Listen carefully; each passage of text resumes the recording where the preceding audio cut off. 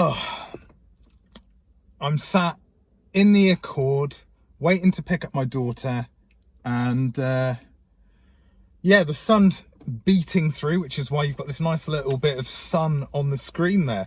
Just pretend I'm, you know, somewhere amazing rather than Ashburton.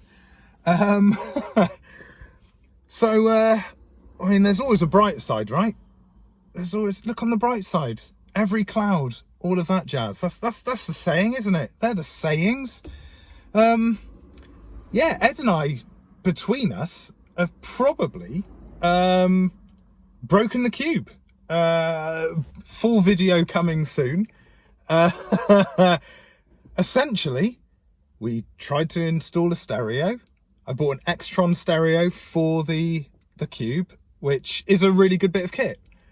We wired it in, couldn't get the reverse camera working, and then couldn't get the car working. So I love that cube. That's my daily. That's what I bought it for, and I absolutely love it. This morning I got in it and I went to turn it over and it didn't work. Again, details will be in the full video, but it didn't work. And my daughter was strapped in the back in her car seat, and she was beside herself upset because I said, oh, I'm gonna have to take the loud car today, which is the Accord.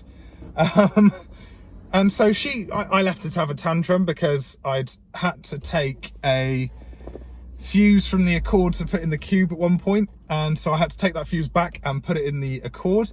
Then I drove the Accord round to where my house is. I then slowly packed all of the stuff that I'd packed into the Accord for the day, packed into the cube for a day, and then put it into the Accord.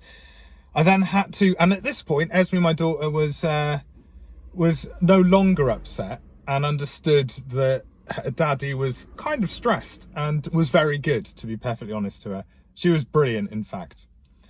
So yeah, I transferred her car seat over to the Accord, everything over to the Accord, and then she was fine, and she was sat in it and she loved it. The bright side of breaking the cube, potentially significantly, if some of the things, just from fitting a stereo, keep this in mind, just from fitting a stereo, there was a bodge job done on the previous stereo that was in there, and then Ed and I clearly bodged it some more. And worst case scenario, it's going to cost me a lot of money to correct. Best case scenario, changing a couple of fuses and we're onto a winner. So fingers crossed. But the bright side, every cloud, all of that sort of junk, at least I've got two cars. At least I've got the Accord, which is a faster car, is a more engaging car to drive, is probably less, it doesn't have aircon. It does, but it doesn't work. The Cube, brilliant aircon that works a treat. Well, worked a treat, who knows? Yes, to be fair, I can get from destination A to destination A, I can get from A to B far quicker in this car. So that is a great thing.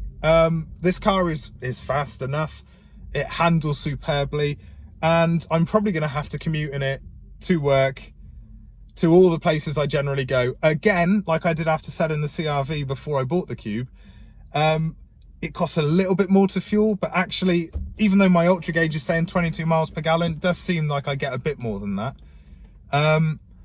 So, you know, and I don't mind putting a little bit of mileage on this because, you know, it's actually very enjoyable to drive. So it's just disappointing. How can you break a car that is awesome just installing a stereo? I don't get it. I don't know what we did. Well, I've got ideas actually of what we might have done wrong, but the things that we might have done wrong shouldn't warrant the car not working. And you know, I've spoken to, well, you know, communicated with some people that know far more than I do about cubes, and they've said, look, it's probably just fuses, don't worry too much. But if it isn't, Dan Bell from the Cube Owners Club, and an import company and an online company, all about Nissan cubes, although the import company does a lot of different imports, but a lot of cubes. And I'll put their link in the description because he's been really helpful.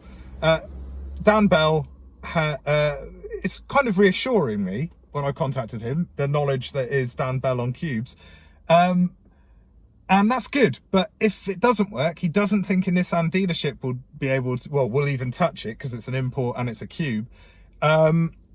So I might have to try and get it to work enough to drive to Essex, which from Exeter is over 4 hours. And that'll be on a good day. You've got to go past London. Let's hope that's not the case. I mean, I'd love to go meet Dan and I'd like to see his business.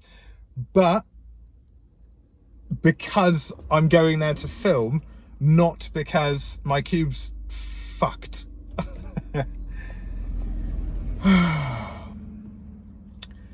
Yeah. Will I be doing my vlog next week from the cube or from the Accord? Or from a pit of despair as I cry at my own stupidity? Yeah, probably the pit of despair really, isn't it? That's probably what's going to happen.